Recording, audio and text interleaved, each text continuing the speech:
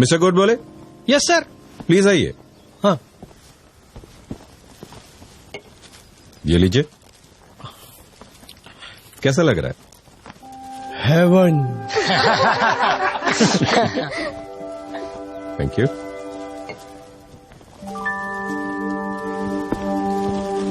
ये छोटा सा सुख था। मिस्टर नचिकेत। Yes sir. आपने मुझसे कहा था कि आपका सपना है कि हमारे ही ऑफिस में काम करने वाली मिस म्हात्रे से आपका रिश्ता जुड़े। Sir. No, don't get embarrassed. Miss Mhatre भी ऐसा ही चाहती हैं। हाँ? Miss Mhatre please.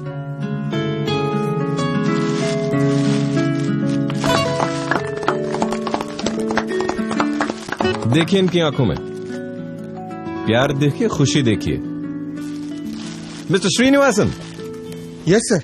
मेरा घर का सपना पूरा होने जा रहा है। अब आप छोटी सी चौल में नहीं रहेंगे।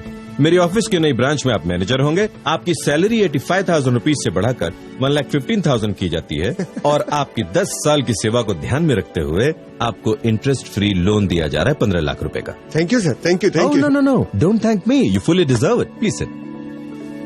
हाँ तो mister Subodh Mehta, now prove it to me that I am wrong.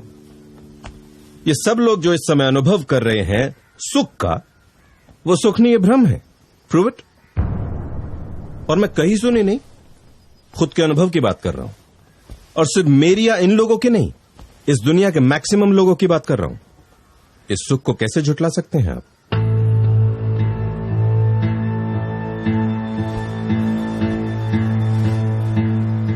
Subodh बेटा, महेंद्र जो कह रहा है उसे समझने की कोशिश कर और मेरे साथ चल।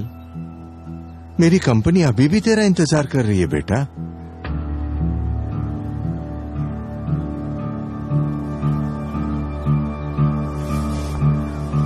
फर्स्ट ऑफ ऑल मेरे पापा को यहां लाने के लिए तुम्हें थैंक्स बोलना चाहूंगा महेंद्र। You welcome.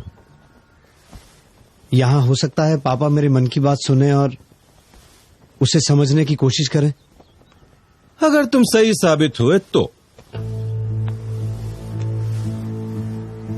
अगर मैं गलत साबित हुआ तो आपकी इच्छा जरूर पूरी होगी पापा। मैं आपकी कंपनी ज्वाइन कर लूंगा। पर कहीं मेरी बात अगर सही साबित हुई तो महेंद्र तुम भी अपनी जिद छोड़कर अपने पापा की इच्छा पूरी करना। कौन सी इच्छा? वो मैं तुम्हें बाद में बताऊंगा। मेरा सपना साकार हो रहा है। अभी कहूंगा तो तुम्हें ऐसा लगेगा कि अपना पॉइंट ऑफ व्यू स्ट्रांग करने के लिए तुम्हारे पापा का सहारा लिया। और मैं ये चाहता हूं कि आप मेरी बात से तभी सहमत हों जब आपको मेरी बात सही लगे। हालांकि मुझे पता है कि ये काम मुश्किल है, पॉपुलर बिलीफ से एकदम ही विपरीत है, और मेरी बात सही लगे तो भी शायद अच्छी ना लगे, ऐसे भी चांसेस हैं। लेकिन कोई बात अगर सच्ची हो तो उसमें इतनी ताकत अपने आप आ जाती है कि वो सबके दिलो दिमाग पर असर छोड़ जाती है। और मैं सुख की ऐसी ही ठोस सच्चाई से अपनी बात शुरू करना चाहूंगा। सुख एक ऐसी वंडरफुल और मजेदार फीलिंग है कि हम उससे कभी अलग होना नहीं चाहते। सुख की चाह हमेशा हमारे दिलो दिमाग पर छाई रहती है। सपनों से भर दो कमरा फुल, फिर एक चीज मिलेगी wonderful, the urge of happiness in every living being. तो क्या सुख की सर्वमान्य व्याख्या ऐसी कर सकते हैं कि सुख वही है जिससे हम कभी ऊब ना जाएं, कभी जी ना भरे? अग्रीड। पापा। हाँ। एवरीबडी।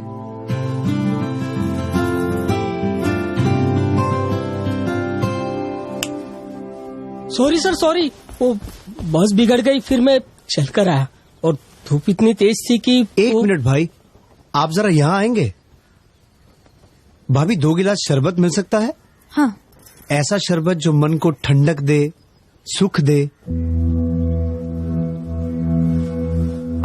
अब ये एक शरबत आपके लिए है और एक शरबत आप यहां आएंगे प्लीज। अब ये दोनों एक साथ एक जैसा शरबत पिएंगे प्लीज।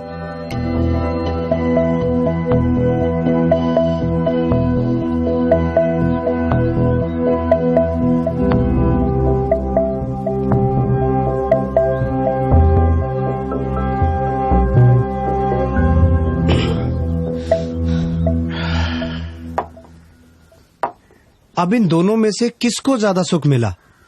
ऑफ कोर्स प्यून को ही ज्यादा सुख का एहसास होगा क्योंकि वो धूप से आया है। गौर करना, चीज वस्तु एक जैसी ही है, क्वालिटी भी एक ही है, फिर भी सुख की मात्रा में फर्क है। बता सकते हैं क्यों?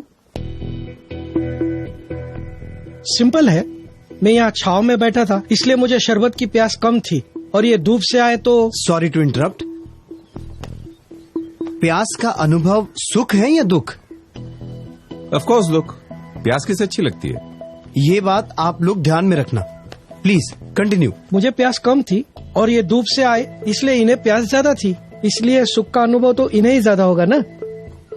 तो क्या हम ये कह सकते हैं कि शरबत एक जैसा होने पर भी जिसको सुख का ज्यादा अनुभव करना है उसे पहले लंबे समय तक प्यासा रहकर अपनी प्यास का दुख बढ़ाना पड़ेगा? नहीं नहीं, तुम तो नेगेटिव पॉइंट ऑफ व्यू से इस बात को देख रहे हो। इसमें नेगेटिव या पॉजिटिव पॉइंट ऑफ व्यू की बात ही नहीं है कैनल। मैं तो यूनिवर्सल लॉज की ही बात कर रहा हूं। बताओ, मैं सही हूं? करेक्ट। तो अब इस सुख की बुनियाद क्या है, शरबत या प्यास का दुख? उसकी प्यास का दुख। अरे भाई कम या ज्यादा, लेकिन शरबत से सुख का अनुभव तो हुआ ना। मतलब तुम्हारे हिसाब से शरबत हमेशा सुख ही देगा, दुख नहीं, राइट? ठीक है, भाभी सर के लिए एक शरबत और लाना प्लीज। नहीं नहीं, अब प्यास नहीं है। अरे, प्यास का दुख खत्म होते ही इनका मुंह तो बिगड़ गया। पर मुंह बिगड़े तो बिगड़े, हम तो इन्हें सुख देना चाहते हैं, इसलिए हम तो इन्हें थोड़ा और शरबत पिलाएंगे प्लीज। सुबोध रहने दे, उसे तकलीफ हो रही है। मगर शरबत तो। Okay okay, I am convinced. मतलब जितना प्यास का दुख उतना ही सुख, उसके बाद तो उल्टा उसी से दुख।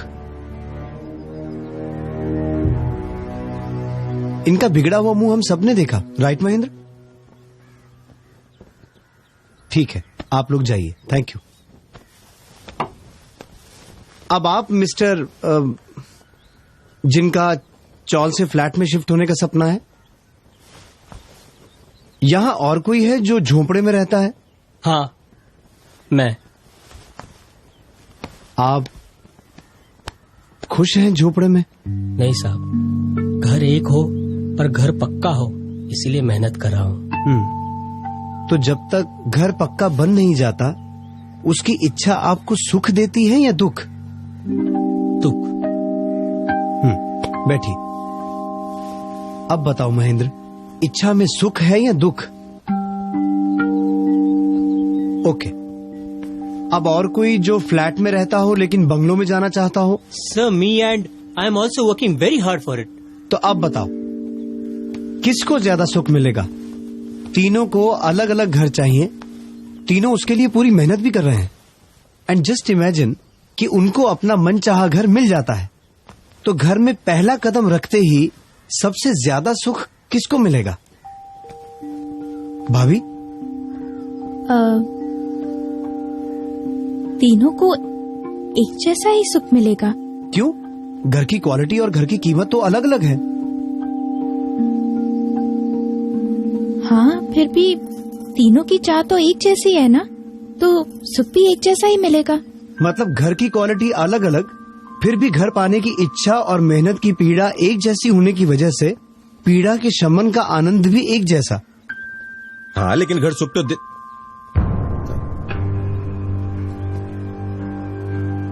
नहीं। Go on, you right. Mahendra, साधनों से सुख मिलता ही नहीं है ऐसा नहीं कह रहा हूँ, लेकिन सारे सुखों की बुनियाद दुख ही है, गौर करना। नाउ मिस्टर आशिक, सॉरी, आपकी पर्सनल लाइफ में मुझे दखल नहीं देना चाहिए, पर क्या ये प्यार वाला अनुभव आपको पहली बार हुआ है? हिचकिचाइए मत। देखिए, रिलेशन में जितनी ऑनेस्टी होगी वो उतना मजबूत बनेगा। बोलिए। जी, इससे पहले मेरा एक अफेयर था। तो क्या उस वक्त भी आपको ऐसी ही फीलिंग हुई थी? हाँ। या फिर इससे भी अच्छी, क्योंकि वो फर्स्ट लव था? शायद, हाँ। सॉरी, थोड़ा और इंटरफेयर कर रहा हूं, लेकिन क्या आपको भी हर प्रेमी की तरह अपनी गर्लफ्रेंड के साथ मिलना, लंबी लंबी बातें करना, साथ घूमना फिरना, साथ रहना अच्छा लगता था? हाँ। और जब ब्रेकअप का समय आया तो एक वक्त ऐसा भी आया होगा कि जिस गर्लफ्रेंड के साथ आपने सुख की कल्पना की थी, अब उसकी प्रेजेंस भी आपको इरिटेट करती हो? मगर वो नहीं, आपके ब्रेकअप के जेन्युइन रीजंस होंगे। आप पर डाउट करके आपकी छवि को बिगाड़ना मेरा उद्देश्य नहीं है। मैं सिर्फ इस बात में सुख कहां से ओरिजिनेट हो रहा है ये ढूंढने की कोशिश कर रहा हूं। तो वो इरिटेशन वाला स्टेज आया था आपके रिलेशन में? हाँ। Thank you. सॉरी। यानी क्या हम ये कह सकते हैं पापा कि यहाँ व्यक्ति वही, एक्टिविटीज वही, लेकिन मन बदल गया तो उसी व्यक्ति का मिलन अब दुख का कारण बन गया? हाँ। अब एक और उदाहरण देता हूं सुख का। साधन छोटा फिर भी सुख बड़ा। महीने में 3,000 रुपए कमाने वाले मजदूर को 50,000 की लॉटरी लग जाए और महीने में 10 लाख रुपए कमाने वाले आदमी को 1 लाख की लॉटरी लगे, तो कौन ज्यादा खुश होगा? ऑफकोर्स मजदूर, क्योंकि 50,000 रुपए उसके लिए बहुत मायने रखते हैं, जबकि दूसरे आदमी के लिए 1 लाख रुपए इतनी बड़ी रकम नहीं है। करेक्ट। यानी कि गरीब आदमी जो उस 50,000 के लिए खून पसीना बहा रहा था, मेहनत मशक्कत कर रहा था, उसके लिए झुलस रहा था, उसे उतना सुख मिला।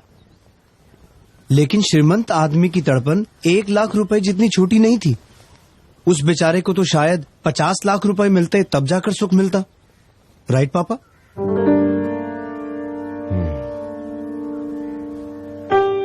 मतलब पेन रिलीफ का प्रोसेस ही सुख बन के रह गया है। जिस चीज का पेन होगा उसको रिलीव करने में ही उसको सुख मिलेगा। So every means of enjoyment is actually a pain killer remedy, फिर वो चाहे व्यक्ति हो या वस्तु हो। ऐसा करके भी अगर सुख मिलता है तो फिर प्रॉब्लम क्या है? फिर तो हॉस्पिटल में जाना या घाव लगने पर मरहम पट्टी करना या रोग होने पर दवाई करना, इन सबको भी एंजॉयमेंट मानना पड़ेगा।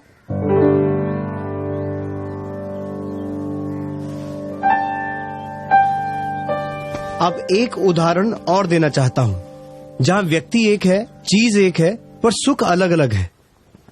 वो सर कहां हैं जिन्हें रसगुल्ले में हेवन दिखा? Yes sir. लीजिए। हाँ।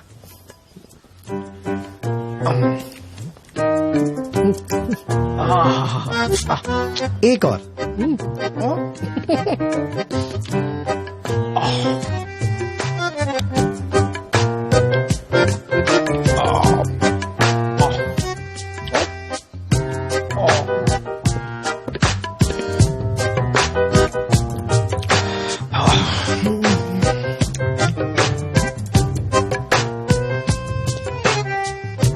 एक और लीजिए।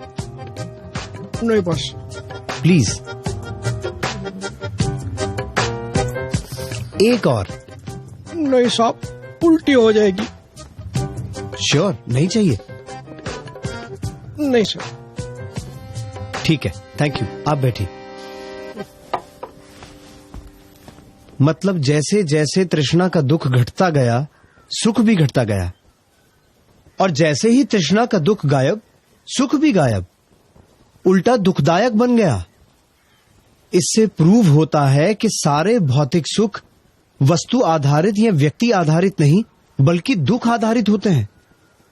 अगर भौतिक सुखों को पाना है तो पहले दुखों को जमा करना पड़ता है, प्यास और तृष्णाओं में झुलसना पड़ता है, तब कहीं जाकर उस दुख को हल्का करने का प्रोसेस एंजॉयमेंट बन पाएगा। अब बताइए, ऐसे भ्रामक सुखों के पीछे दौड़ते दौड़ते क्यों अपना सारा जीवन यूं ही गवा देना? नहीं, यूं ही कैसे?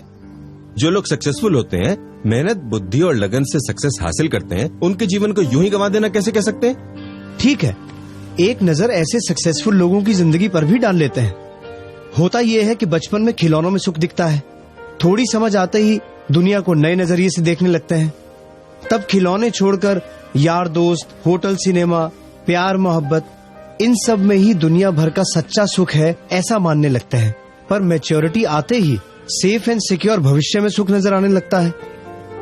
फिर डिग्री, नौकरी, बिजनेस, बीवी बच्चे, परिवार, ये सब जमाने में ही सही सुख लगता है।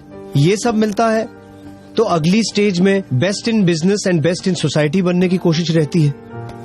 और जैसे तैसे मेहनत, मशक्कत, टेंशन, रिजेक्शन, एडजस्टमेंट, ये सब करते करते सब पा भी लें तो तब तक उम्र निकल जाती है, शरीर लड़खड़ाने लगता है।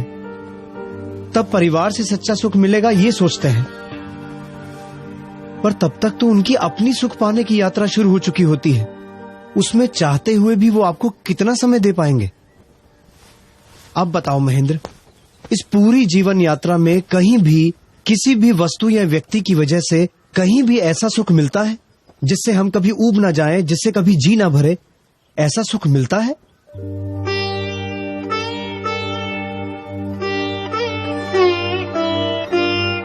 मिलता है तो जिंदगी के हर मोड़ पर सुख के मायने क्यों बदल जाते हैं? क्यों उम्र बढ़ते ही इच्छाएं बढ़ती जाती हैं? प्रॉब्लम यह है कि हम सुख की भ्रमणा से प्रेरित होकर दौड़ते ही रहते हैं और अंत में अनंत इच्छाओं से पैदा हुए दुख के ढेर पर सुख का इंतजार करते बैठे रहते हैं। और महेंद्र, ये भी कही सुनी नहीं बल्कि अनुभव की बात कर रहा हूँ। वो भी सिर्फ मेरी तुम्हारी नहीं बल्कि दुनिया के मैक्सिमम जीवों की बात कर रहा हूँ। आप ही बताइए पापा, इसमें कहाँ है सुख? आपकी कंपनी में मिलेगा मुझे सच्चा सुख? और ये सब सुनकर क्या आप लोगों को भी ऐसा लगता है कि इस भौतिक विश्व में किसी ने भी इंद्रियों के भोगों के साधनों से कभी ऊब न जाए ऐसा सुख पाया है? नहीं पाया है। ये पॉसिबल ही नहीं है, क्योंकि सारे भौतिक सुख दुख से इतने गहरे जुड़े हैं कि जैसे ही दुख गायब होता है सुख ऑटोमेटिकली दुख में कन्वर्ट हो जाता है। फिर कहाँ रहता है सुख? क्योंकि सुख की व्याख्या तो हम पहले ही तय कर चुके हैं कि जिससे कभी ऊब ना जाए वही सुख है।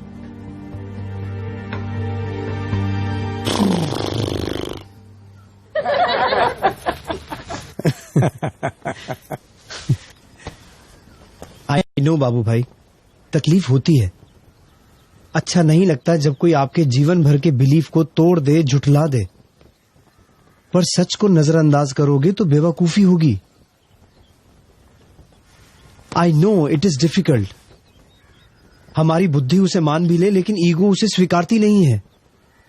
पर भ्रमणाओं में जीने में नहीं, सत्य को स्वीकारने में ही समझदारी है।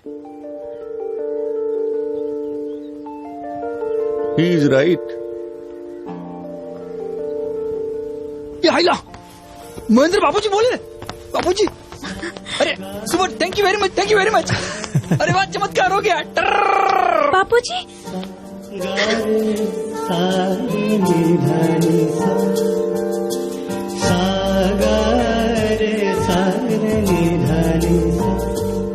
मान जाओ बेटा, वरना मेरी जैसी हालत होगी। ये देखो भाई, आपका नाम भूल गया हूँ, आपकी बातें याद है। हमारे बीच हुई बहस की एक एक बात याद है।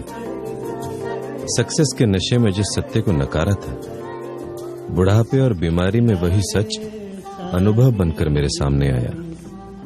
उस वक्त खुले हृदय से इस बात को स्वीकार लेता तो आज शायद ये नौबत ही नहीं आती।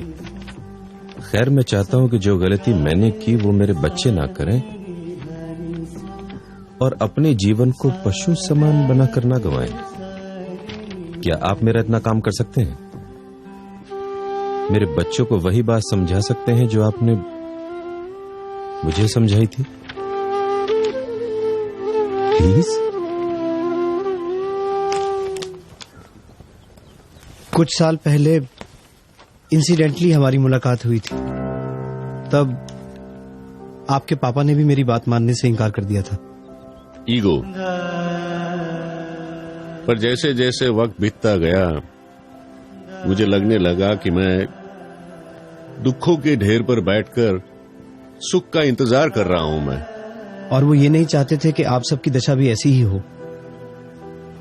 इसलिए उन्होंने मुझे यहां बुलाया। अगर ये सच है तो भी कितना रूखा सच है। सब छोड़ दो, संसार छोड़ दो, सब झूठा है, मोह माया है। तो क्या सच है? सुख कहाँ है? I mean, करना क्या है? मैंने पहले ही कहा था कि मेरी बात सच्ची लग भी जाए तो भी अच्छी नहीं लगेगी, क्योंकि सच्चे सुख का स्वाद चखा नहीं अब तक। एक चेन स्मोकर सिगरेट छोड़ेगा तो कुछ दिन तक आकुल व्याकुल हो ही जाएगा, कहीं मन नहीं लगेगा उसका। ऐसा ही है ये। जन्मों जन्म से सुख की भ्रमणा को ही सुख समझने की आदत पड़ चुकी है। बिलीव मी, जिस दिन सच्चे आत्मिक सुख की अंश मात्र भी अनुभूति हो जाएगी, ये सारे सुख आपको फीके लगने लगेंगे। असल में ये बात रूखी नहीं है, आप जिसे सुख समझते हैं वो रूखा है, इनफैक्ट डेंजरस है। कितने संघर्षों के बाद क्षण भर का सुख और सहनी पड़ती है युगों की यातना। बार बार लगातार जीवन और मृत्यु की पीड़ा, कीड़े मकोड़े घास फूस बनकर पैरों तले रौंदे कुचले जाएंगे। पेड़ पौधे बनकर सर्दी बारिश धूप सहते हुए सालों तक एक ही जगह जबरदस्ती खड़े रहना पड़ेगा। कुत्ते बिल्लियों वन्य प्राणियों की तरह हर पल अपने सर्वाइवल के लिए संघर्ष करना पड़ेगा। असह्य दुखों से भरे नरक का मुंह भी देखना पड़ेगा। सारी की सारी योनियों में बार बार लगातार जीवन और मृत्यु की पीड़ा हो, क्या ऐसा सुख डेंजरस नहीं है? अरे वास्तव में तो यहां दुखों को छोड़ने की बात है, सब कुछ छोड़ने की नहीं। ईर्ष्या को छोड़ना है, मैत्री को पाना है। क्रोध छोड़ना है, क्षमा को पाना है। भय चिंता छोड़कर स्वस्थता और निर्भीकता को पाना है, क्योंकि सचमुच में तो यही सब अंदर के दुख हैं। लेकिन इन सब सुनहरी बातों से अंत में क्या पाना है? आनंदमय जीवन को ही पाना है। धर्म शास्त्रों के सहारे जीवन दिशा को ढूंढें तो आत्मा के गुणों का ऐश्वर्य, परम तृप्ति और निर्दोष आनंद की ओर यात्रा शुरू हो जाएगी। कैसा हो अगर सुख किसी वस्तु या व्यक्ति पर आधारित ना हो, अपना हो, अपने अंतर से उभरता हो। कैसा हो अगर सुख किसी काम, क्रोध, अहंकार और अपेक्षाओं की भ्रमणाओं के आधार पर ना हो। सच्चा हो, सहज हो, बिना किसी प्रयत्न के हो। कैसा हो कि सच्चा सुख क्षणिक ना होकर सतत हो, निरंतर हो। ऐसा सुख मिले जिससे कभी ऊब ना जाओ। रसगुल्ला हो या राज संपत्ति, आदमी उससे ऊब ही जाता है, फिर आगे किसी और चीज में सुख ढूंढने की कोशिश करता है। लेकिन हमारी आत्मा में ऐसा सुख हो जिससे कभी जी न भरे, जहां कोई शंका कुशंका द्विधा नहीं, पर कंप्लीट क्लैरिटी है। जहां कोई डर भय चिंता नहीं, बल्कि आत्मा की निर्भय स्थिति है। और क्या कहूं ऐसे सुख के बारे में जिससे आपको ये सुख रूखा न लगे। ऐसा सुख सचमुच में होता है? I mean, हम इसे पा सकते हैं? हाँ, 100% होता है। आपको क्या लगता है, शास्त्रों की अनेक शाखाओं के पारगामी हमारे ऋषि मुनि सालों तक तपस्या क्यों करते थे? अपने शरीर को पीड़ा देकर भी जंगलों में, पर्वतों की गुफाओं में ध्यान मग्न क्यों रहते थे? पागल थोड़ी थे कि घर बार संसार छोड़कर यूं ही चले गए। वो तपस्या कर रहे थे संपूर्ण सुख पाने के लिए, मोक्ष का सुख पाने के लिए। और इन सुखों को प्राप्त करने से आपको भी कोई नहीं रोक सकता। जरूरत है साधना की, क्योंकि अभी अगर पुरुषार्थ नहीं करोगे तो उम्र के आखिरी पड़ाव में कीमती मनुष्य भव यूं ही व्यर्थ गवा देने की निराशा का सामना करना पड़ेगा। और मनुष्य भव के अलावा बाकी किसी भव में ज्ञान पाने की संभावना रेयर या नहींवत है।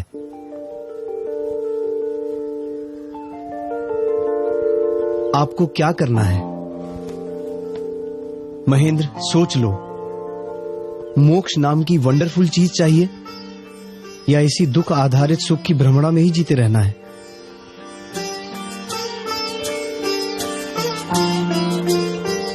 तय आपको करना है। मैं क्या कहूं? अब कुछ कहने को छोड़ा ही कहाँ है आपने। ऑब्वियसली सॉरी बोलना तो बनता ही है। सो आई एम सॉरी।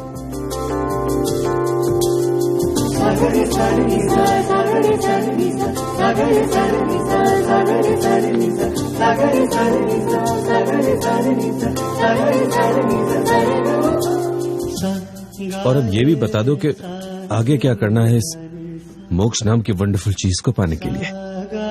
मोक्ष शिखर तक पहुंचने के लिए ज्ञान के ऐसे कितने स्तर पार करने होंगे, उन्हें पार करने की तरकीब क्या है, और एक एक स्तर पार करने से क्रमशः कैसे आत्मा का दुख घटता जाएगा और सुख बढ़ता जाएगा, ये सब देखना समझना हो तो पधारिए सत्य शोधक दृष्टि से पूर्ण ज्ञान की यात्रा में।